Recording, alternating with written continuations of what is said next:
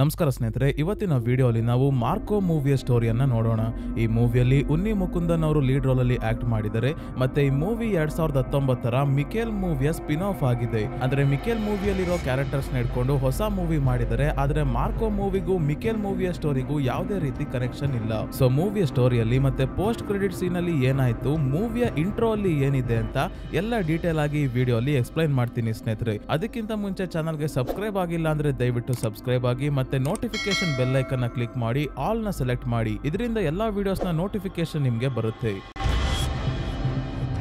ಈ ಮೂವಿಯ ಸ್ಟಾರ್ಟಿಂಗ್ ಅಲ್ಲಿ under ground fight club ನ ತೋರಿಸ್ತಾರೆ. ಇಲ್ಲಿಗೆ ಬೆಡ್ ಕಟ್ಟೋಕೆ ಮತ್ತೆ ಫೈಟ್ ನ ನೋಡೋಕೆ ಅಂತ ವಿಕ್ಟರ್ ಮತ್ತೆ ಅವನ ಫ್ರೆಂಡ್ ವಸೀಂ ಬಂದಿದ್ದಾರೆ. ವಿಕ್ಟರ್ ಗೆ ಕಣ್ಣು ಕಾಣೋದಿಲ್ಲ, ಆದ್ರೆ ತುಂಬಾನೇ ಇಂಟೆಲಿಜೆಂಟ್ ಇದ್ದಾನೆ. ಬರೀ ವಾಸನೆ, ಶಬ್ದ ಮತ್ತೆ ತನ್ನ ಕೈಯಿಂದ ವಸ್ತುಗಳನ್ನ ಟಚ್ ಮಾಡಿನೇ ತನ್ನ ಸುತ್ತ ಏನ್ ನಡೀತಾ ಇದೆ ಅಂತ ತಿಳ್ಕೊಂತಾನೆ. ಫೈಟ್ ಎಲ್ಲ ನೋಡಿ ವಾಪಸ್ ಮನೆಗೆ ಹೋಗ್ಬೇಕಾದ್ರೆ ವಸೀಂಗೆ ತನ್ನ ಅಣ್ಣ ತಾರಿಕ್ ಇಂದ ಕಾಲ್ ಬಂದಾಗ ನಮ್ಗೆ ಗೊತ್ತಾಗುತ್ತೆ ತಾರಿಕ್ಗೆ ಹಣದ ಸಮಸ್ಯೆ ಎದುರಾಗಿದೆ ಅಂತ ಒಂದು ಡ್ರಗ್ ಕಾರ್ಟೆಲ್ ನ ಜೊತೆ ಸೇರ್ಕೊಂಡಿದ್ದಾನೆ. ಅಂದ್ರೆ ಡ್ರಗ್ಸ್ ನ ಡೀಲ್ ಮಾಡೋ ಗ್ಯಾಂಗ್ ಜೊತೆ.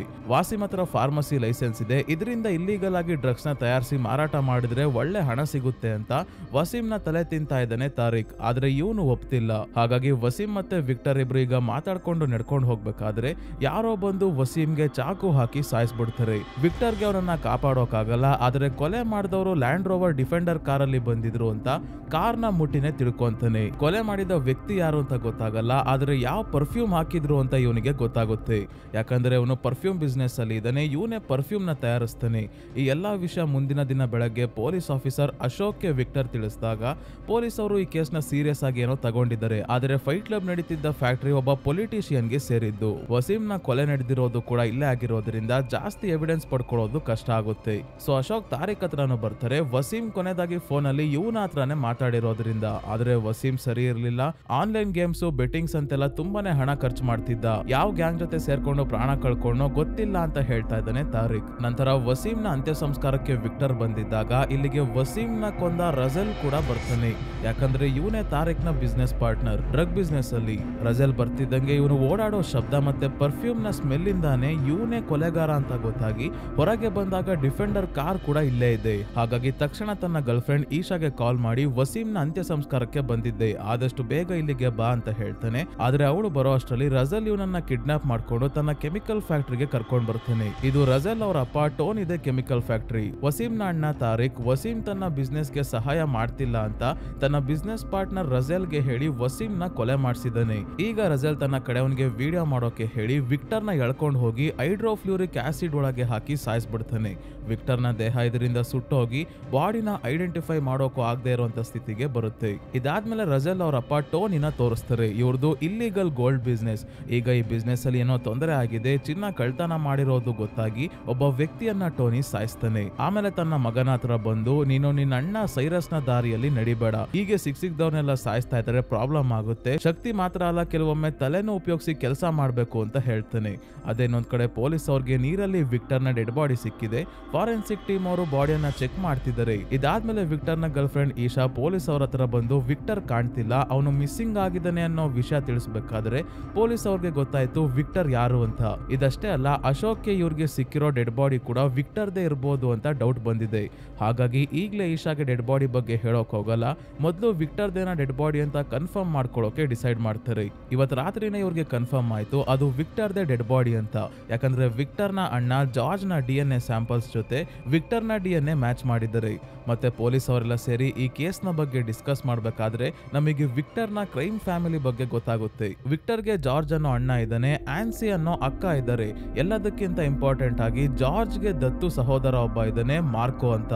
ಪೊಲೀಸ್ ಅವರು ಮಾರ್ಕೋ ಅನ್ನ ಜಾರ್ಜ್ ಮನೆಯ ಪಿಟ್ಬುಲ್ ನಾಯಿ ಅಂತಾನೆ ಕರೀತಾರೆ. ಯಾಕಂದ್ರೆ ಮಾರ್ಕೋಗೆ ತನ್ನ ಫ್ಯಾಮಿಲಿ ಅಂದ್ರೆ ಇಂಪಾರ್ಟೆಂಟ್. ಇವರನ್ನ ಕಾಪಾಡೋಕೋಸ್ಕರ ಏನ್ ಬೇಕಾದ್ರೂ ಮಾಡ್ತಾನೆ. ಇಲ್ಲಿವರೆಗೂ ತುಂಬಾನೇ ಕ್ರೈಮ್ ಮಾಡಿದ್ರು ಕೂಡ ಜಾರ್ಜ್ ಅವನಿಗೆ ಮರಿಯಾ ಅನ್ನೋ ಹುಡುಗಿ ಜೊತೆ ಎಂಗೇಜ್ಮೆಂಟ್ ಮಾಡಿಸಿ ಇಟಲಿಗೆ ಸದ್ಯಕ್ಕೆ ಕಳಿಸಿದ್ದಾರೆ. ನಂತರ ವಿಕ್ಟರ್ ನ ಮನೆಯಲ್ಲಿ ಎಲ್ಲರೂ ತುಂಬಾನೇ ದುಃಖದಲ್ಲಿ ಇದ್ದಾರೆ. ವಿಕ್ಟರ್ ನ ದೊಡ್ಡಪ್ಪ ಹೇಳ್ತಾ ಇದ್ದಾರೆ, ಈ ಚಿನ್ನದ ಬಿಸ್ನೆಸ್ ಎಲ್ಲ ಬೇಡ ಅಂದ್ರೆ ಕೇಳಲಿಲ್ಲ, ಅದಕ್ಕೆ ಇದೆಲ್ಲ ಆಗ್ತಿರೋದು ಅಂತ. ಇನ್ನ ಜಾರ್ಜ್ ಜಾರ್ಜ್ ತಮ್ಮನನ್ನ ಕಳ್ಕೊಂಡು ತುಂಬಾನೇ ಬೇಜಾರು ಮಾಡ್ಕೊಂಡಿದ್ರು, ಕೋಪದಲ್ಲೂ ಇದ್ದಾರೆ. ಇವ್ರ ಕಡೆಯವರಿಬ್ರು ಬಂದು ಈ ವಿಷಯ ಮಾರ್ಕೋಗೆ ತಿಳಿಸೋದ ಅಂದಾಗ, ಬೇಡ, ಅಂತ್ಯ ಸಂಸ್ಕಾರ ಆಗೋಗ್ಲಿ, ವಿಕ್ಟರ್ನ ದೇಹ ಎಲ್ಲಿದೆ, ಬರೀ ಮಾಂಸದ ಉಂಡೆ ಇದೆ ಅಷ್ಟೇ, ಮಾರ್ಕೋ ಏನಾದ್ರೂ ನೋಡಿದ್ರೆ ಕತೆ ಮುಗೀತು ಅಂದಾಗ, ಮಾರ್ಕೋನ ರೈಟ್ ಹ್ಯಾಂಡ್ ಅನ್ವರ್ ನನಗನ್ಸುತ್ತೆ ಮಾರ್ಕೋಗೆ ಆಲ್ರೆಡಿ ವಿಷಯ ಗೊತ್ತಾಗಿರ್ಬೋದು ಅಂತ ಹೇಳ್ತಾನೆ. ಸೊ ಸ್ನೇಹಿತರೆ, ಈಗ ಸ್ಟೋರಿಯಲ್ಲಿ ಫ್ಲಾಶ್ ಬ್ಯಾಕ್ ತೋರಿಸ್ತಾರೆ. ಮಾರ್ಕೋ ಎಷ್ಟು ವೈಲೆಂಟ್, ಅವನು ಯಾರು, ಏನ್ ಕತೆ ಅಂತ. ಒಂದಿನ ಜಾನಿ ಅನ್ನೋ ವ್ಯಕ್ತಿ ಜಾರ್ಜ್ಗೆ ಫೋನ್ ಮಾಡಿ ಇವರ ತಮ್ಮನನ್ನ ಕಿಡ್ನಾಪ್ ಮಾಡ್ಕೊಂಡು ಹೋಗಿರೋ ವಿಷಯ ಹೇಳ್ತಾನೆ. ವಾಪಸ್ ಕಳಿಸ್ಬೇಕು ಅಂದ್ರೆ 4 kg ಚಿನ್ನ ತಗೊಂಡ್ ಬಾ ಅಂತ ಕೂಡ ಹೇಳ್ತಾನೆ ಜಾನಿ. ಗಾಬರಿಯಾದ ಜಾರ್ಜ್ ವಿಕ್ಟರ್ನ ಮನೆ ತುಂಬಾ ಹುಡುಕಿದಾಗ ವಿಕ್ಟರ್ ಆರಾಮಾಗಿ ಹೊರಗೆ ಕೂತಿದ್ದಾನೆ. ಈಗ ಜಾರ್ಜ್ ತಮ್ಮ ಹೆಂಡತಿಗೆ, ಅವರು ನನ್ನ ತಮ್ಮ ವಿಕ್ಟರ್ನ ಅಲ್ಲ, ಡೆವಿಲ್ನ ಎತ್ತಾಕೊಂಡು ಹೋಗಿದ್ದಾರೆ, ಡೆವಿಲ್ಗೆ ಗೊತ್ತು ಅವರಿಗೆ ಏನ್ ಮಾಡ್ಬೇಕು ಅನ್ನೋದು ಅಂತ ಹೇಳ್ತಾರೆ. ಅದೇ ಜಾನಿ ಮಾರ್ಕೋನ ನಾಯಿಗಳಿರೋ ವ್ಯಾನ್ ಒಳಗೆ ಹಾಕಿ ಮಾರ್ಕೋಗೆ ನಾಯಿ ಕೈಯಲ್ಲಿ ಕಚ್ಚೋಕೆ ನೋಡಿದಾಗ ಮಾರ್ಕೋ ಎಲ್ಲಾ ನಾಯಿಗಳನ್ನ ಸಾಯಿಸಿ ಕೊನೆಗೆ ಜಾನಿ ಇವನ ಕಡೆಯವ್ರನ್ನೆಲ್ಲ ತುಂಬಾನೇ ಭಯಾನಕವಾಗಿ ಸಾಯಿಸ್ತಾನೆ. ಇನ್ನೊಂದು ದಿನ ಜಾರ್ಜ್ ನ ಮನೆಯಲ್ಲಿ ಇವರ ದೊಡ್ಡಪ್ಪ ಆಸ್ತಿಯನ್ನ ಹಂಚ್ಕೊಳ್ಳೋ ವಿಷಯ ತೆಗೆದಿದ್ದಾರೆ. 3 ಜನಕ್ಕೆ ಸಮನಾಗಿ ಆಸ್ತಿ ಸಿಗ್ಬೇಕು ಅಂತ ಹೇಳ್ತಾ ಇದ್ದಾರೆ. ಆದ್ರೆ ಜಾರ್ಜ್ ಹೇಳ್ತಾರೆ 3 ಅಲ್ಲ 4 ಭಾಗ ಆಸ್ತಿನ ಡಿವೈಡ್ ಮಾಡ್ಬೇಕು, 1 ಭಾಗ ಮಾರ್ಕೋಗೆ ಅಂತ. ಆನ್ಸಿ ಮತ್ತೆ ದೊಡ್ಡಪ್ಪ ಇಬ್ರು ಇದಕ್ಕೆ ವಿರೋಧ ಮಾಡ್ತಾ, ಅವನ ತಂದೆ ಯಾರು ಅಂತಾನೆ ನಮ್ಗೆ ಗೊತ್ತಿಲ್ಲ, ಎಲ್ಲೋ ಸಿಕ್ಕಿರೋವನ್ನ ಮನೆಗೆ ಕರ್ಕೊಂಡ್ ಬಂದಿರೋದಷ್ಟೇ ಅಂತ ಹೇಳಿದಾಗ ಜಾರ್ಜ್ ಹೇಳ್ತಾರೆ, ಮಾರ್ಕೋ ಅನ್ನ ನಮ್ಮಪ್ಪ ಎಲ್ಲಿಂದನೋ ಕರ್ಕೊಂಡ್ ಬಂದು ನಮ್ ತಾತನ ಹೆಸರನ್ನ ಅವನಿಗೆ ಇಟ್ಟಿದ್ದಾರೆ, ಮಾರ್ಕೋ ಅಂತ. ನನಗೆ ಮತ್ತೆ ವಿಕ್ಟರ್ಗೆ ಹೆಸರು ಹಿಡ್ದಲೆ ಅವನಿಗೆ ಇಟ್ಟಿದ್ದಾರೆ ಅಂದ್ರೆ ಅವನು ನಮ್ ಫ್ಯಾಮಿಲಿಗೆ ಸೇರ್ದವನೇ ಅಂತ ಹೇಳ್ತಾರೆ. ಮೂವಿಯ ಇಂಟ್ರೋ ಅಲ್ಲೇ ತೋರಿಸ್ತಾರೆ ಸ್ನೇಹಿತರೆ, ಇದನ್ನ ನೀವು ಗಮನಿಸಿರ್ಬೋದು. ಒಂದಿನ ಜಾರ್ಜ್ ಅವರಪ್ಪ ಪೀಟರ್ ಚಿನ್ನದ ಬಿಸ್ಕೆಟ್ ಇರೋ ಸೂಟ್ ಕೇಸ್ ನ ಎಲ್ಲೋ ತಗೊಂಡ್ ಹೋಗೋಕೆ ಸೈಮನ್ ಅನ್ನೋ ವ್ಯಕ್ತಿಗೆ ಕೊಟ್ಟಿರ್ತಾರೆ. ಈ ವ್ಯಕ್ತಿಯ ಮಗನೇ ಮಾರ್ಕೋ. ಸೈಮನ್ ತನ್ನ ಹೆಂಡತಿ ಮಗನ ಜೊತೆ ಚಿನ್ನ ತಗೊಂಡು ಹೋಗ್ಬೇಕಾದ್ರೆ ಒಬ್ಬ ಇವರ ಮೇಲೆ ದಾಳಿ ಮಾಡಿ ಚಿನ್ನ ಕತ್ಕೊಂಡು ಹೋಗೋಕೆ ನೋಡ್ತಾನೆ. ಇದು ಗೊತ್ತಾಗಿ ಪೀಟರ್ ಅವರು ಬಂದಾಗ ಸೈಮನ್ ನ ಹೆಂಡತಿ ಜೊತೆಗೆ ಚಿನ್ನ ಕದಿಯೋಕೆ ಬಂದಿದ್ದವನು ಕೂಡ ಸಾವನ್ನಪ್ಪಿದ್ದಾನೆ. ಯಾರ್ ಸಾಯಿಸಿದ್ದು ಅಂದ್ರೆ ಸೈಮನ್ ಅವರ ಮಗ ಮಾರ್ಕೋ. ಆಗ ಜಾರ್ಜ್ ಅವರಪ್ಪ ಪೀಟರ್ ಮಾರ್ಕೋನ ಕರ್ಕೊಂಡ್ ಬಂದು ಸಾಕಿ ಬೆಳೆಸಿರ್ತಾರೆ. ಇನ್ನ ವಿಕ್ಟರ್ಗೂ ಕೂಡ ಮಾರ್ಕೋ ಅಂದ್ರೆ ತುಂಬಾನೇ ಇಷ್ಟ. ಇಬ್ರು ಸ್ವಂತ ಅಣ್ಣ ತಮ್ಮಂದಿರ್ ತರಾನೇ ಇರ್ತಾರೆ. ಸೊ ಈಗ ಪ್ರೆಸೆಂಟ್ಗೆ ವಾಪಸ್ ಬರೋಣ. ಚರ್ಚಲ್ಲಿ ವಿಕ್ಟರ್ನ ಅಂತ್ಯ ಸಂಸ್ಕಾರ ನಡೀತಾ ಇದೆ. ರೆಜೆಲ್, ಟೋನಿ ಎಲ್ಲರೂ ಇಲ್ಲಿಗೆನೆ ಬಂದಿದ್ದಾರೆ. ಇವರೆಲ್ಲ ಜಾರ್ಜ್ ನ ಬಿಸ್ನೆಸ್ ಪಾರ್ಟ್ನರ್ಸ್. ಜಾರ್ಜ್ ವಿಕ್ಟರ್ನ ಬಗ್ಗೆ ಎಲ್ಲರ ಮುಂದೆ ಮಾತಾಡಿ ಹೋಗಿ ಕುತ್ಕೊಂಡಾಗ ಹಿಂದೆನೆ ವಿಷಯ ಗೊತ್ತಾಗಿ ಇಟಲಿಯಿಂದ ಮಾರ್ಕೋ ವಾಪಸ್ ಬಂದಿದ್ದಾನೆ. ಈಗ ಚರ್ಚ್ಗೆ ಬಂದು ವಿಕ್ಟರ್ನ ಡೆಡ್ ಬಾಡಿಯನ್ನ ಕೂಡ ನೋಡೋಕಾಗದೆ ಕೋಪದಲ್ಲಿ ತಾನು ಚರ್ಚಲ್ಲಿ ಇದ್ದೀನಿ ಅಂತಾನು ನೋಡದೆ ವಿಕ್ಟರ್ನ ಸಾಯಿಸಿದವ್ರನ್ನ ನಾನ್ ಸಾಯಿಸ್ತೀನಿ, ಅವರ ರಕ್ತದಲ್ಲೇ ಅವ್ರಿಗೆ ಸ್ನಾನ ಮಾಡಿಸಿ ಬೆಂಕಿಯಿಂದ ಸುತ್ತಿ ಮರಳಲ್ಲಿ ಮಣ್ಣು ಮಾಡ್ತೀನಿ ಅಂತ ಹೇಳ್ತೀನಿ. ಇದರಿಂದ ಟೋನಿ ರಜೆಲ್ಗೆ ಸ್ವಲ್ಪ ಪುಕ ಅನ್ನೋಕೆ ಶುರು ಆಯ್ತು. ಎಲ್ಲರೂ ವಾಪಸ್ ಮನೆಗೆ ಬಂದಾಗ ಜಾರ್ಜ್ ಮಾರ್ಕೋಗೆ ಬೈತಾ ಇದ್ದಾರೆ, ಚರ್ಚಲ್ಲಿ ಏನು ಸೇಡ್ ತೀರ್ಸ್ಕೊಳ್ಳೋದ್ರ ಬಗ್ಗೆ ಮಾತಾಡ್ತಾ ಇದ್ಯಾ, ವಿಕ್ಟರ್ ಸಾವಿಗೆ ಸೇಡ್ ತೀರ್ಸ್ಕೊಳ್ಳೋಕೆ ನೀನೇನು ಅವನ ಸ್ವಂತ ಅಣ್ಣನ ಅಂದಾಗ, ಹೌದು ವಿಕ್ಟರ್ ಅಷ್ಟೇ ಅಲ್ಲ, ನೀವು ಆನ್ಸಿ ಕೂಡ ನನಗೆ ಸ್ವಂತಾನೆ, ವಿಕ್ಟರ್ನ ನೀವು ಎಷ್ಟು ಪ್ರೀತಿಸ್ತಿರೋ ಅಷ್ಟೇ ನಾನು ಕೂಡ ಕೇರ್ ಮಾಡ್ತಿದ್ದೆ ಅಂದಾಗ ಜಾರ್ಜ್ ಹೇಳ್ತಾರೆ, ನೀನು ಫ್ಯಾಮಿಲಿಯನ್ನ ನೋಡ್ಕೋಬೇಕು, ಈ ಹೊಡೆದಾಟಕ್ಕೆ ಎಳ್ದು ನೀನೇನಾದ್ರೂ ಸಾವನ್ನಪ್ಪಿದ್ರೆ ನನ್ನ ಫ್ಯಾಮಿಲಿಗೆ ಯಾರ್ ಗತಿ, ವಿಕ್ಟರ್ನ ಸಾಯಿಸಿದವ್ರನ್ನ ನಾನ್ ನೋಡ್ಕೊಂತೀನಿ, ನನ್ ದಾರಿಯಲ್ಲಿ ನೀನ್ ನಡಿಬೇಡ ಅಂತ ಹೇಳಿ ಹೋಗ್ತಾರೆ. ಅಂದ್ರೆ ಜಾರ್ಜ್ ಯಾಕೆ ಈ ರೀತಿ ಬೈತಾ ಇದಾರೆ ಅಂದ್ರೆ ಮಾರ್ಕೋ ಕೋಪದಲ್ಲಿ ಏನೋ ಮಾಡೋಕ್ ಹೋಗಿ ತನ್ನ ಪ್ರಾಣ ಕಳ್ಕೋಬಾರ್ದು ಅಂತ. ಈಗ ಎಲ್ಲರೂ ವಿಕ್ಟರ್ನ ಜೊತೆ ಕಳೆದ ದಿನಗಳನ್ನ ನೆನ್ಪು ಮಾಡ್ಕೊಂತಾ ಇದ್ದಾರೆ. ಮಾರ್ಕೋ, ಜಾರ್ಜ್, ವಿಕ್ಟರ್ನ ಗರ್ಲ್ ಫ್ರೆಂಡ್ ಈಶಾ ಕೂಡ ವಿಕ್ಟರ್ನ ನೆನ್ಪು ಮಾಡ್ಕೊಂಡು ತುಂಬಾನೇ ಬೇಜಾರಾಗಿದ್ದಾರೆ. ವಿಕ್ಟರ್ನ ಬಗ್ಗೆ ತುಂಬಾನೇ ತಲೆ ಕೆಡ್ಸ್ಕೊಂಡಿರೋ ಮಾರ್ಕೋ ತನ್ನ ಫಿಯಾನ್ಸೆ ಮಾರಿಯಾ ಇಂದ ದೂರ ಆಗ್ತಾ ಇದ್ದಾನೆ. ಅನ್ವರ್ ಹೇಳ್ತಾನೆ, ಈ ದ್ವೇಷ ಸೇಡು ಅಂತ ಹೋಗಿ ನಿನ್ನನ್ನ ನಂಬಿ ಎಂಗೇಜ್ಮೆಂಟ್ ಮಾಡ್ಕೊಂಡಿರೋ ಮರಿಯಾಗೆ ಮೋಸ ಆಗ್ಬಾರ್ದು, ನಿನ್ಗೇನಾದ್ರೂ ಆದ್ರೆ ಏನ್ ಕತೆ ಅಂದಾಗ ಕೊನೆ ಬಾರಿ ವಿಕ್ಟರ್ನ ಹಣೆಗೆ ಮುತ್ಕೊಡೋಕಾದ್ರೂ ಅವನ ಮುಖ ಉಳಿಸಿದ್ರೆ ನಿನ್ ಮಾತ್ ಕೇಳ್ತಿದ್ನೇನೋ, ಆದ್ರೆ ಈಗ ನಾನ್ ಯಾರ ಮಾತು ಕೇಳಲ್ಲ ಅಂತ ಹೇಳ್ತಾ ಇದ್ದಾನೆ ಮಾರ್ಕೋ. ನೆಕ್ಸ್ಟಿನಲ್ಲಿ ಜಾರ್ಜ್, ಟೋನಿ, ರಸೆಲ್ ಮತ್ತೆ ಇನ್ನೊಂದಷ್ಟು ಜನ ಜಾರ್ಜ್ ನ ಬಿಸ್ನೆಸ್ ಪಾರ್ಟ್ನರ್ಸ್ ಎಲ್ಲ ಕುತ್ಕೊಂಡು ವಿಕ್ಟರ್ನ ಸಾವಿನ ಬಗ್ಗೆ ಡಿಸ್ಕಸ್ ಮಾಡ್ತಾ ಇದ್ದಾರೆ, ಯಾರು ಈ ಕೊಲೆ ಮಾಡಿರ್ಬೋದು ಅಂತ. ಟೋನಿ ಮತ್ತೆ ರಸೆಲ್ ಕೂಡ ತಮಗೇನು ಗೊತ್ತೇ ಇಲ್ಲ ಅನ್ನೋ ಹಾಗೆ ಮ್ಯಾನೇಜ್ ಮಾಡ್ತಾ ಇದ್ದಾರೆ.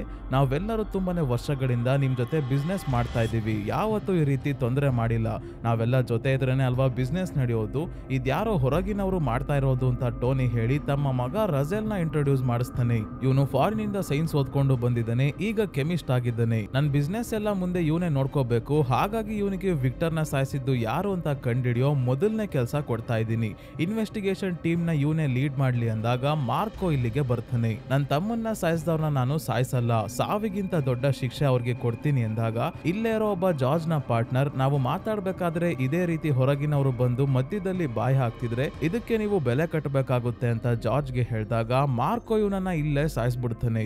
ನಾನು ಹೇಳಿದ್ದನ್ನ ಯಾರಾದ್ರೂ ಒಪ್ಲಿಲ್ಲ ಅಂದ್ರೆ ಒಬ್ಬೊಬ್ಬರ ದೇಹಕ್ಕೂ ಬುಲೆಟ್ ಇಳಿಸ್ತೀನಿ ಅಂತ ಇನ್ವೆಸ್ಟಿಗೇಷನ್ ಟೀಮ್ ನ ತಾನೇ ಲೀಡ್ ಮಾಡೋಕೆ ಡಿಸೈಡ್ ಮಾಡ್ತಾನೆ. ಇನ್ನೊಂದ್ ಕಡೆ ಪೊಲೀಸರು ಫೈಟ್ ಕ್ಲಬ್ ನಡೆಯೋ ಫ್ಯಾಕ್ಟರಿಗೆ ಬರ್ತಾರೆ. ಇಲ್ಲಿ ಬೆಟ್ಟಿಂಗ್ ಎಲ್ಲ ನಡೆಯುತ್ತೆ ಅಂತ ಗೊತ್ತು, ಆದ್ರೆ ರಾಜಕೀಯ ವ್ಯಕ್ತಿಗೆ ಸೇರಿದ ಜಾಗ ಆಗಿರೋದ್ರಿಂದ ಇವ್ರಿಗೆ ಏನು ಮಾಡೋಕ್ ಆಗ್ತಿಲ್ಲ. ಸಿಸಿಟಿವಿ ಫುಟೇಜ್ ಆದ್ರೂ ಇಸ್ಕೊಳ್ಳೋಕೆ ಬರ್ತಾರೆ, ಆದ್ರೆ ನಾವು ಇಲ್ಲಿ ಲೈವ್ ನೋಡೋಕೆ ಕ್ಯಾಮ್ರಾ ಹಾಕಿರೋದು, ಹಾರ್ಡ್ ಡಿಸ್ಕ್ ಎಲ್ಲ ಮೇಂಟೈನ್ ಮಾಡಲ್ಲ ಅಂತ ಹೇಳಿ ಕಳಿಸ್ತಾರೆ. ಈ ಕಡೆ ಟೋನಿ ತನ್ನ ಗ್ಯಾಂಗ್ ನೆಲ್ಲ ಒಟ್ಟಿಗೆ ಸೇರಿಸಿ ಹೇಗೆ ಮಾರ್ಕೋ ಜೊತೆ ಇನ್ವೆಸ್ಟಿಗೇಷನ್ ಮಾಡ್ತಿರೋ ಹಾಗೆ ನಾಟಕ ಆಡ್ತಾ ಎವಿಡೆನ್ಸ್ ನೆಲ್ಲ ನಾಶ ಮಾಡಬೇಕು ಅಂತ ಹೇಳ್ಕೊಡ್ತಾ ಇದ್ದಾನೆ. ಜಾರ್ಜ್ ನ ಏನಾದ್ರೂ ಮಾಡಿ ಯಾಮಾರಿಸಬಹುದು, ಆದ್ರೆ ಮಾರ್ಕೋನ ಆಗಲ್ಲ. ಅವನಿಗೆ ಡೌಟ್ ಬಂದ್ರೆ ಯಾರನ್ನ ಬೇಕಾದ್ರೂ ಸಾಯಿಸ್ತಾನೆ. ಅವರು ಕೇಳೋ ಪ್ರಶ್ನೆಗಳಿಗೆ ನಮ್ಮ ಹತ್ರ ಕ್ಲಿಯರ್ ಉತ್ತರ ರೆಡಿ ಆಗಿರ್ಬೇಕು ಅಂತ ಟೋನಿ ಎಲ್ಲರಿಗೂ ಹೇಳ್ತಾನೆ. ಸೊ ಮಾರ್ಕೋ ಇನ್ವೆಸ್ಟಿಗೇಷನ್ ಏನೋ ಶುರು ಮಾಡ್ತಾನೆ, ಆದ್ರೆ ಮಾರ್ಕೋ ಎಲ್ಲಿಗೆ ಹೋಗ್ಬೇಕು ಅಂತ ಇದ್ದಾನೋ ಅಲ್ಲಿಗೆ ಇವನ್ಗಿಂತ ಮುಂಚೆನೆ ರಜೆಲ್ ಹೋಗಿ ಮಾರ್ಕೋ ಬಂದಾಗ ಏನೇನ್ ಹೇಳ್ಬೇಕು ಅಂತ ಹೇಳ್ಕೊಡ್ತಾ ಇದ್ದಾನೆ. ಆಮೇಲೆ ಏನು ಗೊತ್ತೇ ಇಲ್ಲ ಅನ್ನೋ ಹಾಗೆ ಮಾರ್ಕೋ ಜೊತೆನೆ ಬರ್ತಾನೆ. ಮಾರ್ಕೋ ಪೊಲೀಸ್ ಅವ್ರ ಹತ್ರ 2 ಇಂಪಾರ್ಟೆಂಟ್ ವಿಷಯ ತಿಳ್ಕೊಂತಾನೆ. ಒಂದು, ವಿಕ್ಟರ್ ನ ಸಾಯಿಸೋಕೆ ಹೈಡ್ರೋಫ್ಲೋರಿಕ್ ಆಸಿಡ್ ನ ಬಳಸಿದ್ದಾರೆ ಅನ್ನೋದು, ಮತ್ತೊಂದು ವಸೀಂ ಮತ್ತೆ ವಿಕ್ಟರ್ ನ ಸಾವಿಗೆ ಕನೆಕ್ಷನ್ ಇರ್ಬೋದು ಅಂತ.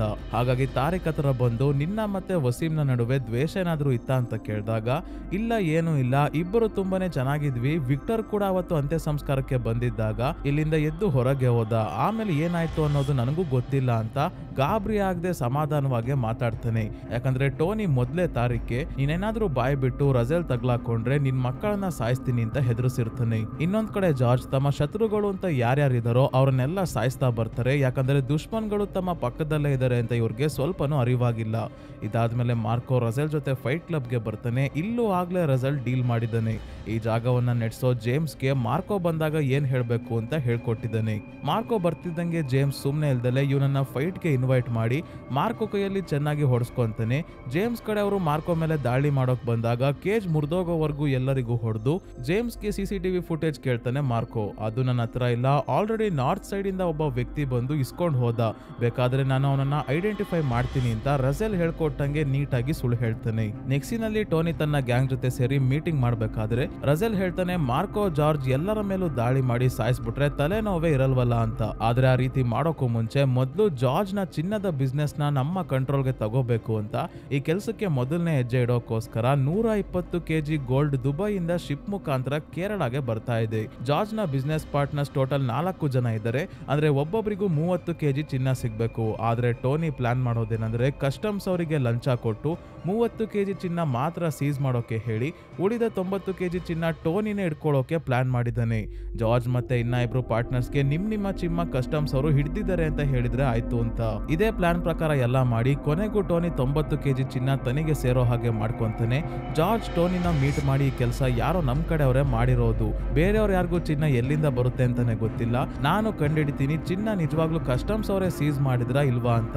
ನಮ್ಮವರೆಲ್ಲ ಯಾರೋ ಈ ಕೆಲಸ ಮಾಡಿದಾರೆ ಅಂತ ಗೊತ್ತಾದ್ರೆ ನನ್ ಕೈಯಾರೆ ಅವರಿಗೆ ಸೈನೈಡ್ ಕೊಡ್ತೀನಿ ಅಂತ ಹೇಳಿ ಹೊರಡ್ತಾರೆ. ಆದ್ರೆ ಟೋನಿ ಜೊತೆ ಇರೋ ದೇವ್ ಅನ್ನೋ ವ್ಯಕ್ತಿ ಜಾರ್ಜ್ ಹತ್ರ ಮಾತಾಡೋ ನೆಪದಲ್ಲಿ ಕಾರ್ ಹತ್ತಿ ಇವರ ಹೊಟ್ಟೆಗೆ ಚಾಕು ಹಾಕಿ ಎಸ್ಕೇಪ್ ಆಗ್ತಾನೆ. ಆದ್ರೆ ಅವರನ್ನ ಸರಿಯಾದ ಸಮಯಕ್ಕೆ ಹಾಸ್ಪಿಟಲ್ಗೆ ಸೇರಿಸಿದ್ರಿಂದ ಪ್ರಾಣಾಪಾಯದಿಂದ ಪಾರಾಗ್ತಾರೆ. ಹಾಸ್ಪಿಟಲ್ಗೆ ಮಾರ್ಕೋ ಬಂದಾಗ ಇಲ್ಲೇ ಇರೋ ಟೋನಿ ಈ ಕೆಲಸವನ್ನ ನಮ್ ಗ್ಯಾಂಗ್ ಅಲ್ಲಿ ಇರೋ ದೇವೇ ಮಾಡಿರೋದು, ನಮ್ಮವರೇ ರೀತಿ ಮಾಡಿದ್ದು ಅಂತ ಗೊತ್ತಾಗಿ ತುಂಬಾನೇ ದುಃಖ ಆಯ್ತು ಅಂತ ಹೊರಗೆ ಕಾರ್ ಹತ್ರ ಬಂದು ಕಾರಲ್ಲಿ ಇರೋ ದೇವ್ಗೆ ಟೋನಿ ಚೆನ್ನಾಗಿ ಹೊಡಿತಾನೆ. ಸರಿಯಾಗಿ ಕೆಲಸ ಮಾಡೋಕ್ ಆಗಲ್ಲ ಅಂದ್ಮೇಲೆ ಯಾಕೆ ಅವನನ್ನ ಸಾಯಿಸ್ತೀನಿ ಅಂದೆ ಅಂತ. ಇವನು ಮಾರ್ಕೋ ಕೈಗೆ ಸಿಗಾಕೊಟ್ರೆ ಸುಮ್ನೆ ಬಿಡಲ್ಲ ಅಂತ ಒಂದಷ್ಟು ದಿನ ದೇವ್ನ ಸೀಕ್ರೆಟ್ ಜಾಗಕ್ಕೆ ಕಳಿಸ್ತಾನೆ ಟೋನಿ. ನೆಕ್ಸ್ಟಿನಲ್ಲಿ ರಾಜನ ಯೂಟ್ಯೂಬರ್ ಪೊಲೀಸ್ ಆಫೀಸರ್ ಅಶೋಕ್ ಅವ್ರನ್ನ ಮೀಟ್ ಮಾಡಿ ಇವನು ಫೈಟ್ ಕ್ಲಬ್ ನಡೆಯೋ ಫ್ಯಾಕ್ಟರಿಯಲ್ಲಿ ಸೀಕ್ರೆಟ್ ಕ್ಯಾಮ್ರಾ ಇಟ್ಟು ಮಾಡಿರೋ ಸ್ಟಿಂಗ್ ಆಪರೇಷನ್ ಬಗ್ಗೆ ಹೇಳ್ತಾ ಇದ್ದಾನೆ. ಪಾರ್ಕಿಂಗ್ ಅಲ್ಲಿ ಕಾರ್ ಒಳಗೆ ರಾಜ್ ಇಟ್ಟಿದ್ದ ಕ್ಯಾಮ್ರಾ ಅಲ್ಲಿ ರಜೆಲ್ ವಸೀಂ ನ ಕೊಲೆ ಮಾಡ್ತಿರೋದು ಕೂಡ ರೆಕಾರ್ಡ್ ಆಗಿದೆ.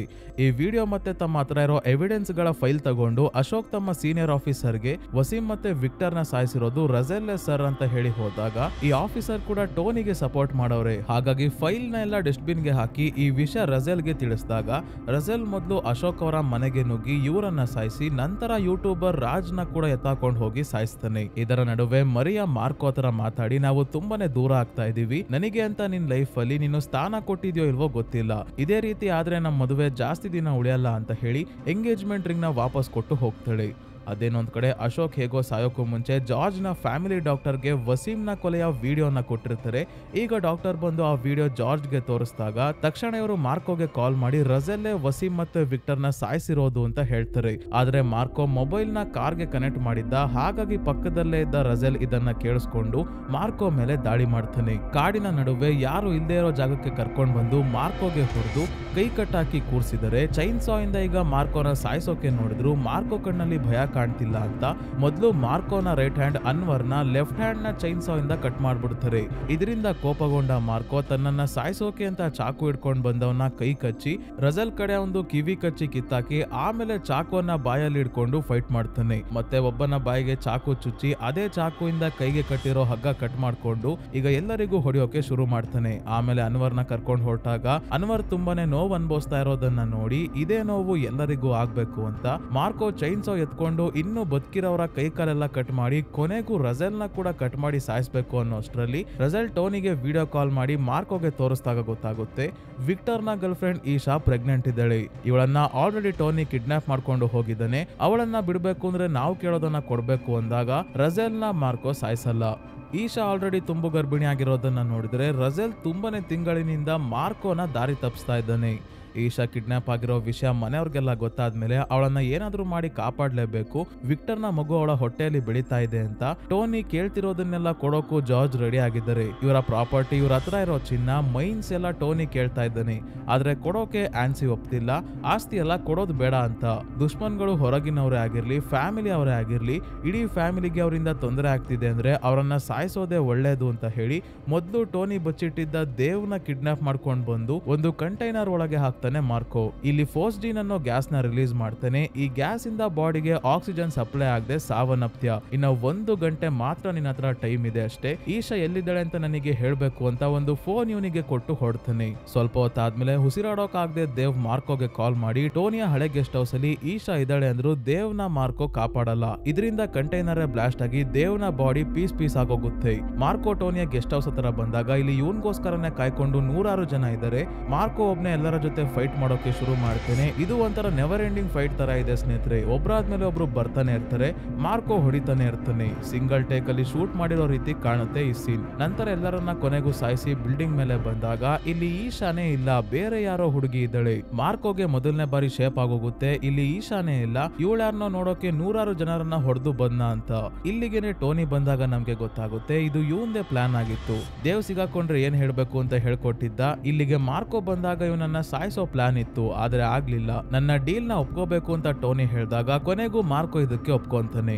ಸ್ವಲ್ಪ ದಿನ ಆದ್ಮೇಲೆ ರಜೆಲ್ ಈಶಾನ ಕರ್ಕೊಂಡು ಒಂದು ಜಾಗಕ್ಕೆ ಬಂದು ಮಾರ್ಕೋನ ಕೂಡ ಇಲ್ಲಿಗೆ ಕರ್ಸ್ಕೊಂಡಿದ್ದಾನೆ. ಮಾರ್ಕೋ ಹತ್ರ ಮೊದಲು ಪ್ರಾಪರ್ಟಿ ಮತ್ತೆ ಗೋಲ್ಡ್ ಗೆ ಸಂಬಂಧಿಸಿದ ಡಾಕ್ಯುಮೆಂಟ್ಸ್ ಎಲ್ಲ ಇರೋ ಸೂಟ್ ಕೇಸ್ ನ ಇಸ್ಕೊಂಡು ಖುಷಿಯಾಗಿ ರಸೆಲ್ ಇದನ್ನ ಓಪನ್ ಮಾಡಿದಾಗ ಒಳಗೆ ಇವ್ರ ಅಪ್ಪನ್ ಕೈ ಇದೆ. ಏನಾಗಿರುತ್ತೆ ಅಂದ್ರೆ ಸ್ನೇಹಿತರೆ, ಟೋನಿ ಹುಡುಗಿಯರ ಜೊತೆ ರೊಮ್ಯಾನ್ಸ್ ಮಾಡೋಕೆ ಅಂತ ಹೋಗಿದ್ದಾಗ ಮಾರ್ಕೋ ಮತ್ತೆ ಅನ್ವರ್ ಇವನನ್ನ ಫಾಲೋ ಮಾಡ್ಕೊಂಡು ಟೋನಿ ಇರೋ ಬಿಲ್ಡಿಂಗ್ ಗೆ ಬಂದಾಗ ಟೋನಿ ಹೇಳ್ತಾನೆ, ನಾನು ಇಲ್ಲೆಲ್ಲ ಡೀಲ್ ಮಾಡಲ್ಲ, ಇಲ್ಲಿ ಹುಡುಗಿಯರು ಇದಾರೆ ಅಷ್ಟೇ, ನನಗೆ ಹುಡುಗಿಯರು ಬೇಕು ಅಂತಾನೆ ಏನು ಇಲ್ಲ, ನಾನು ಬೈಸೆಕ್ಸುವಲ್ ಅಂತ ಹೇಳ್ತಾನೆ. ಅಂದ್ರೆ ಹುಡುಗಿ ಜೊತೆಗೆ ಹುಡುಗರಿಗೂ ಅಟ್ರಾಕ್ಟ್ ಆಗುವಂತವ್ರು.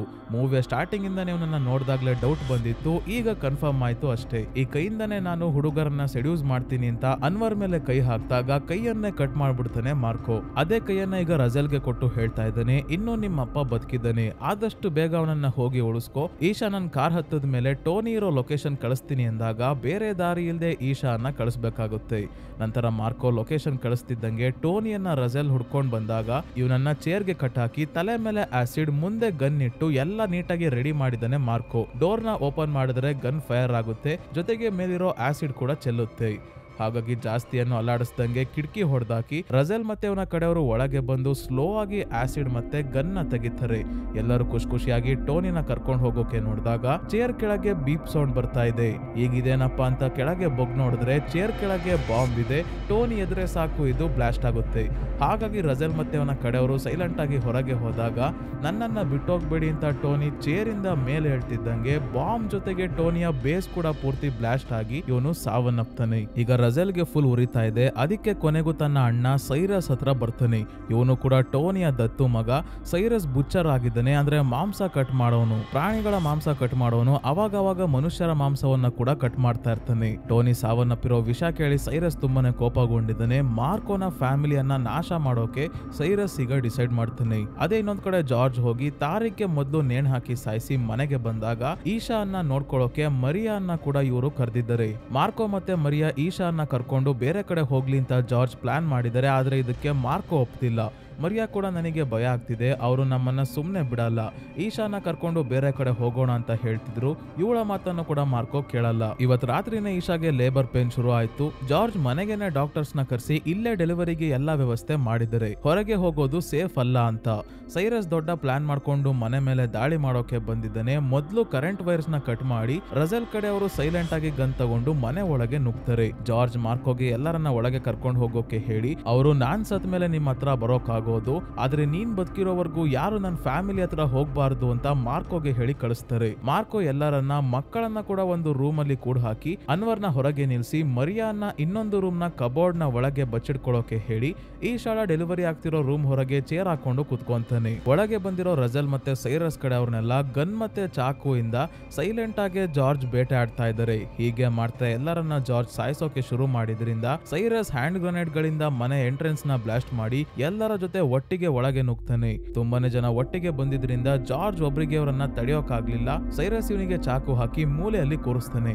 ಅನ್ವರ್ಗೆ ಶೂಟ್ ಮಾಡಿ ಸಾಯಿಸ್ತಾರೆ. ಒಂದೇ ರೂಮ್ ಅಲ್ಲಿ ಇದ್ದ ಬೇರೆ ಫ್ಯಾಮಿಲಿ ಮೆಂಬರ್ಸ್ ಮೇಲೂ ದಾಳಿ ಮಾಡ್ತಾರೆ. ಮಾರ್ಕೋ ಕೂಡ ಆಲ್ರೆಡಿ ಫೀಲ್ಡ್ ಗೆ ಇಳಿದು ಎಲ್ಲರನ್ನ ಸಾಯಿಸೋಕೆ ಶುರು ಮಾಡಿ ಇವರ ಗನ್ನಿಂದಾನೆ ತುಂಬಾನೇ ಜನರನ್ನ ಕೊಂದು ಬೇರೆಯವ್ರನ್ನ ಕಾಪಾಡೋ ಅಷ್ಟರಲ್ಲಿ ಸೈರಸ್ ನ ಕೈಗೆ ತಗ್ಲಾಕೊಂತಾನೆ. ಸೈರಸ್ ತುಂಬಾನೇ ಪವರ್ಫುಲ್ ಇರೋದ್ರಿಂದ ಮಾರ್ಕೋ ಇವನ ಕೈಯಲ್ಲಿ ಓಡಿಸ್ಕೊಂತಾ ಇದ್ದಾನೆ. ಸೈರಸ್ ಇವನ ಎದೆಗೆ ಚಾಕು ಹಾಕೋದ್ರಲ್ಲಿ ಜಸ್ಟ್ ಮಿಸ್. ಆದ್ರೆ ಮಾರ್ಕೋಗೆ ಸೈರಸ್ ಚೆನ್ನಾಗಿ ಹೊಡೆದು ಜಾರ್ಜ್ ಇರೋ ಕಡೆ ಎಳ್ಕೊಂಡ್ ಬಂದು ಕೂರಿಸಿದಾಗ ಇನ್ನೂ ಬದುಕಿರೋ ಫ್ಯಾಮಿಲಿ ಮೆಂಬರ್ಸ್ ನ ಇಲ್ಲಿಗೆನೆ ಕರ್ಕೊಂಡ್ ಬಂದು ಒಬ್ಬೊಬ್ರು ಸೈರಸ್ ತುಂಬಾನೇ ಕ್ರೂರವಾಗಿ ಕೊಲ್ತಾ ಇದ್ದಾನೆ. ರಜೆಲ್ ಚಿಕ್ಕ ಹುಡುಗನನ್ನು ಕೂಡ ಬಿಡದಲೆ ಸಿಲಿಂಡರ್ ಇಂದ ತಲೆ ಜಜ್ಜಾಕಿ ಸಾಯಿಸ್ತಾನೆ. ಇನ್ನೊಬ್ಬ ಹುಡುಗಿಯನ್ನ ನೇಣ್ ಹಾಕಿ ಸಾಯಿಸಿದ್ರೆ ಮತ್ತೊಬ್ಬಳನ್ನ ಮೇಲಿಂದ ಕೆಳಗೆ ಬಿಸಾಕ್ತಾರೆ. ಸೈರಸ್ ಜಾರ್ಜ್ ಅವರ ಹೆಂಡತಿಯ ಬಾಯಿಯನ್ನೇ ಸೀಳ್ತಾನೆ. ಹೀಗೆ ಸಾಲಾಗಿ ಆನ್ಸಿಯ ಗಂಡ ಮರಿಯಾನ್ನ ಕೂಡ ಸಾಯಿಸಿ ಕೊನೆಗೆ ಉಳಿಯೋದು ಈಶಾ. ಈಶಾಗೆ ಡೆಲಿವರಿ ಮಾಡಿಸ್ತಿರೋ ಡಾಕ್ಟರ್ಸ್ ನ ಸಹ ಸೈರಸ್ ಕೊಂದು ಈಶಾಳ ಡೆಲಿವರಿಯನ್ನ ಇವನೇ ಮಾಡಿಸಿ ಈಶಾಳ ಬಾಯಿಗೆ ಚಾಕು ಹಾಕಿ ಸಾಯಿಸ್ತಾನೆ. ಆದ್ರೆ ಮಗುವನ್ನ ಸಾಯಿಸಲ್ಲ, ಮಗುವನ್ನ ಇಲ್ಲಿಂದ ಎತ್ಕೊಂಡು ಹೊರಡ್ತಾನೆ. ಹೋಗೋಕ್ಕೂ ಮುಂಚೆ ಮಾರ್ಕೋಗೆ ನಿನ್ನನ್ನ ಸಾಯಿಸೋದು ತುಂಬಾನೇ ಈಸಿ, ಆದ್ರೆ ನಿನ್ನ ಫ್ಯಾಮಿಲಿಯನ್ನ ಕಳ್ಕೊಂಡಿರೋ ನೋವು ನಿನಗೆ ಆಗ್ಬೇಕು ಅಂತ ಹೇಳಿ ಮಗುವನ್ನ ಎತ್ಕೊಂಡು ಎಲ್ಲರೂ ಇಲ್ಲಿಂದ ಹೊರಡ್ತಾರೆ. ಮಾರ್ಕೋ ಇಷ್ಟನ್ನೆಲ್ಲ ನೋಡ್ಕೊಂಡು ಸುಮ್ನೆ ಇದ್ದ. ಇವನ ಕೈಯಲ್ಲಿ ಎದ್ದೋಳಕ್ಕೂ ಶಕ್ತಿ ಇರ್ಲಿಲ್ಲ. ಸ್ವಲ್ಪ ಹೊತ್ತಾದ್ಮೇಲೆ ಸುಧಾರಿಸ್ಕೊಂಡು ಎದ್ ಬರ್ತಾನೆ. ಇವನಿಗೆ ಅಂತ ಈಗ ಸದ್ಯಕ್ಕೆ ಇರೋದು ಇವನು ಸಾಕಿದ್ದ ನಾಯಿ ಅಷ್ಟೇ. ಈಗ ಎಲ್ಲೆಲ್ಲಿ ಏನೇನ್ ಓಪನ್ ಆಗಿದ್ಯೋ ಅಲ್ಲೆಲ್ಲ ಒಲಿಗೆ ಹಾಕೊಂಡು ಮತ್ತೆ ನೀಟಾಗಿ ಮೊದ್ಲಿನ ತರ ರೆಡಿ ಆಗ್ತಾನೆ. ಸ್ವಲ್ಪ ಬೇಗ ರೆಡಿ ಆಗಿದ್ರೆ ಇವನ ಫ್ಯಾಮಿಲಿ ಅವರಾದ್ರೂ ಉಳಿದಿರೋರು. ಈ ಮೂವಿಯಲ್ಲಿ ನನಗೆ ಇಷ್ಟ ಆಗದೆ ಇದ್ದಿದ್ದು ಇದೊಂದೇ ಸ್ನೇಹಿತರೆ. ಎಲ್ಲರೂ ಒಂದೇ ಕಡೆ ಸಾವನ್ನಪ್ತಿದ್ರು ಕೂಡ ಇವನು ಕುತ್ಕೊಂಡು ನೋಡ್ತಾ ಇದ್ದ. ಈಗ ಇದ್ದಕ್ಕಿದ್ದಂಗೆ ಮತ್ತೆ ರೆಡಿಯಾಗಿ ಸೈರಸ್ ನ ಸಾಯಿಸೋಕೆ ಹೊರಟಿದ್ದಾನೆ. ಬೇರೆಯವರೆಲ್ಲ ಸಾಯ್ಬೇಕಾದ್ರೆ ಮಾರ್ಕೋ ಅಲ್ಲಿ ಇರ್ಲಿಲ್ಲ ಅಂದಿದ್ರೆ ಸರಿ ಹೋಗೋದು. ಇವನ ಕಣ್ ಮುಂದೆನೆ ಎಲ್ಲ ನಡೆದು ಇವನು ಸಡನ್ ಆಗಿ ಈಗ ಎದ್ ಬಂದಿದ್ದಾನೆ ಅಂತ ತೋರಿಸಿದ್ದು ಸ್ವಲ್ಪ ನನಗೆ ಇಷ್ಟ ಆಗ್ಲಿಲ್ಲ. ಸೊ ಈಗ ಮಾರ್ಕೋ ತನ್ನ ನಾಯಿಯ ಜೊತೆ ರಜೆಲ್ ನ ಫ್ಯಾಕ್ಟ್ರಿಗೆ ಇವರು ತನ್ನ ಮನೆಗೆ ಹೇಗೆ ಬ್ಲಾಸ್ಟ್ ಮಾಡ್ಕೊಂಡು ನುಗ್ಗಿದ್ರೋ ಅದೇ ರೀತಿ ಸಾವನ್ನಪ್ಪಿರೋ ಒಬ್ಬ ವ್ಯಕ್ತಿಯ ತಲೆಯನ್ನ ಕೈಯಲ್ಲಿ ಹಿಡ್ಕೊಂಡು ಬ್ಲಾಸ್ಟ್ ಮಾಡ್ಕೊಂಡು ಒಳಗೆ ಬರ್ತಾನೆ. ಸೈರಸ್ ನ ಕಣ್ಣಲ್ಲಿ ಮೊದಲನೇ ಬಾರಿ ಭಯ ಕಾಣಿಸ್ತಾ ಇದೆ. ಮಾರ್ಕೋ ಬರ್ಲಿ ಇವನನ್ನ ಆಸಿಡ್ ಒಳಗೆ ಹಾಕೋಣ ಅಂತಾನೆ ಈಶಾಳ ಮಗುವನ್ನ ಸೈರಸ್ ಎತ್ಕೊಂಡ್ ಬಂದಿರೋದು. ಈಗ ಎಲ್ಲರೂ ಮತ್ತೆ ಮಾರ್ಕೋ ಮೇಲೆ ದಾಳಿ ಮಾಡೋಕೆ ಬಂದಾಗ ಇವರ ಮೇಲಿಂದನೇ ಜಂಪ್ ಮಾಡಿ ಸೀದಾ ಸೈರಸ್ಗೆ ಚಾಕುವಿಂದ ಚುಚ್ಬಿಡ್ತಾನೆ. ಆದ್ರೆ ಸಾಯಿಸಲ್ಲ. ನೋವು ಏನು ಅಂತ ನಿನಗೆ ತೋರಿಸ್ತೀನಿ ಅಂತ ಹೇಳಿ ಇವನನ್ನ ಮೇಲಿಂದನೇ ಒದ್ದು ಕೆಳಗೆ ಬೀಳಿಸ್ತಾನೆ. ಬೇರೆಯವರೆಲ್ಲ ಈಗ ಮೇಲ್ ಹತ್ತು ಬರ್ತಾ ಇದ್ದಾರೆ ಕತ್ತಿ ಚಾಕು ಹಿಡ್ಕೊಂಡು. ಆದ್ರೆ ಬೇರೆ ಬೇರೆ ರೀತಿಯ ಗನ್ಗಳಿರೋ ಬಾಕ್ಸ್ ಎಲ್ಲ ಮಾರ್ಕೋ ಸುತ್ತಾನೆ ಇದೆ. ಮೊದಲು ಶಾರ್ಟ್ ಗನ್ ಇಂದ ಒಂದಷ್ಟು ಜನರನ್ನ ಮಾರ್ಕೋ ಸಾಯಿಸಿ ಮಷಿನ್ ಗನ್ ಎತ್ಕೊಂಡು ಗೇಮ್ ಅಲ್ಲಿ ಜಾಂಬಿಗಳನ್ನ ಸಾಯಿಸಿದಂಗೆ ಎಲ್ಲರ ಬಾಡಿ ಛಿದ್ರ ಆಗೋ ಹಾಗೆ ಒಂದೇ ಸಮ ಫೈರ್ ಮಾಡಿ ಸಾಯಿಸ್ತಾನೆ. ಈಗ ಉಳಿದಿರೋ ಸೈರಸ್ ಮತ್ತೆ ರಸೆಲ್ ಜೊತೆ ಫೈಟ್ ಮಾಡಿ ಮೊದಲು ಒಂದು ವೆಪನ್ ಇಂದ ರಸೆಲ್ ನ ಎದೆ ಸಿಡಿ ಹಾರ್ಟ್ ನ ಹೊರಗೆ ತೆಗೆದ್ಬಿಡ್ತಾನೆ ಮಾರ್ಕೋ. ಇದನ್ನ ನೋಡಿ ಸೈರಸ್ಗೆ ಒಳಗೆ ಶೇಕ್ ಆಗೋಕೆ ಶುರು ಆಯ್ತು. ಹೊರಗೆ ಕಾಣಿಸ್ತಿಲ್ಲ ಅಷ್ಟೇ. ಈಶಾಳ ಮಗುವನ್ನ ಆಸಿಡ್ ಒಳಗೆ ಹಾಕ್ತೀನಿ ಅಂತ ಹೆದರಿಸಬೇಕಾದ್ರೆ ಮಾರ್ಕೋ ಕತ್ತಿಯಿಂದ ಸೈರಸ್ ನ ತಲೆಯನ್ನೇ ಕಟ್ ಮಾಡಿ ಬಾಡಿ ಆಸಿಡ್ ಒಳಗೆ ಬೀಳೋ ಅಷ್ಟರಲ್ಲಿ ಮಗುವನ್ನ ಕಾಪಾಡ್ತಾನೆ. ಸೊ ಎಲ್ಲರ ಕತೆ ಮುಗೀತು, ಮಗು ಸೇಫ್ ಆಗಿ ಇದೆ. ಮಗು ಮತ್ತೆ ತನ್ನ ನಾಯಿಯನ್ನ ಕರ್ಕೊಂಡು ಇವನು ಹೊರಡ್ತಾನೆ. ಪೋಸ್ಟ್ ಕ್ರೆಡಿಟ್ ಸೀನ್ ಅಲ್ಲಿ 5 ವರ್ಷಗಳ ನಂತರ ಮಾರ್ಕೋ ವಿಕ್ಟರ್ ನ ಮಗನ ಜೊತೆ ಹೊರಗೆ ಸಮುದ್ರದ ಹತ್ರ ಬಂದಿದ್ದಾಗ ಇಲ್ಲೂ ಕಾರಲ್ಲಿ ಒಂದಷ್ಟು ಜನ ಬರ್ತಾರೆ. ಯಾರದು ಅಂತ ನೋಡಿ ಹಿಂದೆ ತಿರುಗೋ ಅಷ್ಟರಲ್ಲಿ ವಿಕ್ಟರ್ ನ ಮಗ ಇಲ್ಲಿ ಇಲ್ವೇ ಇಲ್ಲ. ಕಾರಲ್ಲಿ ಯಾರು ಬಂದಿದ್ದು, ಯಾರು ವಿಕ್ಟರ್ ನ ಮಗನನ್ನ ಕಿಡ್ನಾಪ್ ಮಾಡಿದ್ದು ಅಂತ ಗೊತ್ತಾಗಲ್ಲ. ಕಾರ್ನ ಒಳಗಿರೋ ಸಿಂಬಲ್ ನ ನೋಡಿದ್ರೆ ಜಾರ್ಜ್ ಜೊತೆ ಅವನ ಬಿಸ್ನೆಸ್ ಅಲ್ಲಿ ಇನ್ವಾಲ್ವ್ ಆಗಿದ್ದವರೇ ಈ ಕೆಲಸ ಮಾಡಿರ್ಬೋದು. ಈ ಸಿಂಬಲ್ ಇಲ್ಲಿ ಮಾತ್ರ ಅಲ್ಲ ಸ್ನೇಹಿತರೆ, ಮೂವಿಯಲ್ಲಿ ಇನ್ನ ಒಂದೆರಡು ಕಡೆ ತೋರಿಸಿದ್ದಾರೆ. ಮಾರ್ಕೋ ಇನ್ವೆಸ್ಟಿಗೇಷನ್ ಗೆ ಇಳಿಯೋಕು ಮುಂಚೆ ಒಂದು ಸೀನ್ ಅಲ್ಲಿ ಸಿಂಬಲ್ ನ ನಾವು ನೋಡ್ತೀವಿ. ಇದರ ಮೇಲೆ ಕ್ಯಾಬ್ರಲ್ ಹೀದರ್ 616 ಅಂತ ಬರ್ದಿದೆ. ಸೇಮ್ ಇದೇ ಸಿಂಬಲ್ ಈಗ ಕಾರ್ನ ಒಳಗೆ ಇರೋದು. ಇನ್ನ ಜಾರ್ಜ್ ಮತ್ತೆ ಅವನ ಬಿಸ್ನೆಸ್ ಅಲ್ಲಿ ಪಾರ್ಟ್ನರ್ಸ್ ಆಗಿದ್ದವರೆಲ್ಲ ಮೀಟಿಂಗ್ ಮಾಡೋಕೆ ಅಂತ ಒಂದು ವೈಟ್ ಬಿಲ್ಡಿಂಗ್ ಗೆ ಬರ್ತಾ ಇರ್ತಾರೆ. ಈ ಬಿಲ್ಡಿಂಗ್ ನ ಹೊರಗೂ ಕೂಡ ಇದೇ ಸಿಂಬಲ್ ಇರೋದನ್ನ ನೋಡಿದ್ರೆ ಮೋಸ್ಟ್ಲಿ ಇದು ಇವರ ಗ್ರೂಪ್ ನ ಅಂದ್ರೆ ಸಿಂಡಿಕೇಟ್ ನ ಸಿಂಬಲ್ ಆಗಿರ್ಬೋದು. ಅಂದ್ರೆ ಈಗ ವಿಕ್ಟರ್ ನ ಮಗನನ್ನ ಕಿಡ್ನಾಪ್ ಮಾಡಿದ ವ್ಯಕ್ತಿ ಕೂಡ ಇವರ ಬಿಸ್ನೆಸ್ ಗೆ ಸಂಬಂಧಪಟ್ಟವನೇ ಆಗಿರ್ಬೋದು. ಇನ್ನ ಕಾರಲ್ಲಿ ಕೂತಿರೋ ವ್ಯಕ್ತಿಯ ಕೈಯಲ್ಲಿರೋ ರಿಂಗ್ ನ ನೋಡಿದ್ರೆ ಇದು ಟೋನಿಯ ಫ್ಯಾಮಿಲಿಗೆ ಸೇರಿದ ರಿಂಗ್ ನ ರೀತಿ ಕಾಣ್ತಾ ಇದೆ. ಅಂದ್ರೆ ಟೋನಿಗೆ ಅಣ್ಣ ಅಥವಾ ತಮ್ಮ ಯಾರಾದ್ರೂ ಇರ್ಬೋದು, ಅವನು ಈ ಕೆಲಸ ಮಾಡ್ತಾ ಇರ್ಬೋದು. ಟೋನಿ ಅವಾಗವಾಗ ಬೇರೆ ಹುಡುಗಿಯರ ಜೊತೆ ಹೋಗ್ತಿದ್ದು ನೋಡಿದ್ರೆ ಟೋನಿಗೆ ಇನ್ನೊಬ್ಬ ಮಗ ಇದ್ರು ಆಶ್ಚರ್ಯ ಇಲ್ಲ. ಮಾರ್ಕೋನ ಫ್ಯಾಮಿಲಿ ಅವರೆಲ್ಲ ಸಾವನ್ನಪ್ಪಿದ್ದಾರೆ. ಆದ್ರೆ ಜಾರ್ಜ್ ನ ದೊಡ್ಡಪ್ಪನ ಕತೆ ಏನಾಯ್ತು ಅಂತ ಗೊತ್ತಿಲ್ಲ. ಮೋಸ್ಟ್ಲಿ ಕೆಲಸವನ್ನ ದೊಡ್ಡಪ್ಪನ ಕಡೆಯವರು ಯಾರಾದ್ರೂ ಮಾಡಿರ್ಬೋದು ಈ ಬಿಸ್ನೆಸ್ ನ ತಮ್ಮ ಕಂಟ್ರೋಲ್ ಗೆ ತಗೊಳೋಕೆ. ಇಲ್ಲಿ ತುಂಬಾನೇ ಪಾಸಿಬಿಲಿಟೀಸ್ ಇದೆ ಸ್ನೇಹಿತರೆ. ಇಲ್ಲಿ ಹೊಸ ವಿಲನ್ ಯಾರಿರ್ಬೋದು ಅನ್ನೋದಕ್ಕೆ. ಮಾರ್ಕೋ ತುಂಬಾನೇ ಶಕ್ತಿಶಾಲಿ ಆಗಿರೋದ್ರಿಂದ ಇವನ ಕೈಯಲ್ಲಿ ಕೆಟ್ಟ ಕೆಲಸಗಳನ್ನ ಮಾಡ್ಸೋಕೆ ವಿಕ್ಟರ್ ನ ಮಗನನ್ನ ಕಿಡ್ನಾಪ್ ಮಾಡಿ ಈ ಹೊಸ ವಿಲನ್ ಮಾರ್ಕೋ ಅನ್ನ ತನ್ನ ಕೈಗೊಂಬೆಯ ರೀತಿ ನಡೆಸ್ಕೊಳ್ಳೋಕೆ ಈ ಕೆಲಸವನ್ನ ಮಾಡಿರ್ಬೋದು. ಈಗ ಆಲ್ರೆಡಿ ಮಾರ್ಕೋ ತನ್ನ ಫ್ಯಾಮಿಲಿಯನ್ನೆಲ್ಲ ಕಳ್ಕೊಂಡಿದ್ದಾನೆ. ಇನ್ನ ಬಿಸ್ನೆಸ್ ಕತೆ ಏನ್ ಮಾಡ್ಕೊಂಡಿದ್ದಾನೋ ಇನ್ನೂ ಗೊತ್ತಿಲ್ಲ. ವಿಕ್ಟರ್ ನ ಮಗನಿಗೋಸ್ಕರ ಇವನು ಏನ್ ಬೇಕಾದ್ರೂ ಮಾಡ್ತಾನೆ ಅಂತ ಗೊತ್ತು. ಹಾಗಾಗಿ ಇವನ ಶಕ್ತಿಯನ್ನ ತಮ್ಮ ಅಡ್ವಾಂಟೇಜ್ ಗೋಸ್ಕರ ಬಳಸ್ಕೊಳ್ಳೋಕೆ ಈ ಕೆಲಸ ಮಾಡ್ತಿರ್ತಾರೆ. ಸೊ ಸ್ನೇಹಿತರೆ, ಈ ಮೂವಿ ಇಲ್ಲಿಗೆ ಮುಗಿಯುತ್ತೆ. ನಿಮ್ಗೇನ್ ಅನ್ಸುತ್ತೆ ಕೊನೆಯಲ್ಲಿ ಯಾರು ಕಾರಲ್ಲಿ ಬಂದಿರ್ಬೋದು, ಯಾರು ಹೊಸ ವಿಲನ್ ಇರ್ಬೋದು, ಯಾಕೆ ವಿಕ್ಟರ್ ನ ಮಗನನ್ನ ಕಿಡ್ನಾಪ್ ಮಾಡಿದ್ದಾರೆ ಅಂತ ನಿಮ್ಗೇನ್ ಅನ್ಸುತ್ತೆ ಅಂತ ಕಮೆಂಟ್ಸ್ ಅಲ್ಲಿ ಮಿಸ್ ಮಾಡದೆ ತಿಳಿಸಿ. ಈ ವಿಡಿಯೋ ಇಷ್ಟ ಆಗಿದ್ರೆ ಲೈಕ್ ಮಾಡಿ, ಚಾನಲ್ಗೆ ಸಬ್ಸ್ಕ್ರೈಬ್ ಆಗೋದನ್ನ ಮರಿಬೇಡಿ. ಇದೇ ರೀತಿಯ ವಿಡಿಯೋವಿನೊಂದಿಗೆ ಮತ್ತೆ ನಿಮ್ಮನ್ನ ಭೇಟಿ ಆಗ್ತೀನಿ.